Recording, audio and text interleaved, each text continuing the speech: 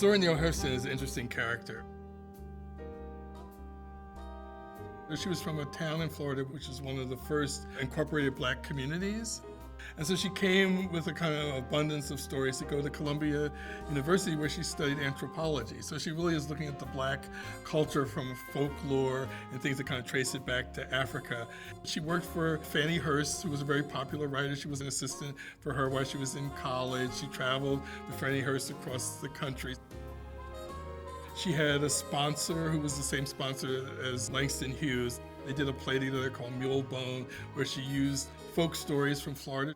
I would say she's kind of parallel with the blues. People love the blues for its connection to sort of just basic life.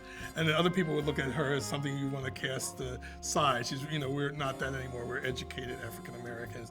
And so I think there was this kind of tug in terms of her life.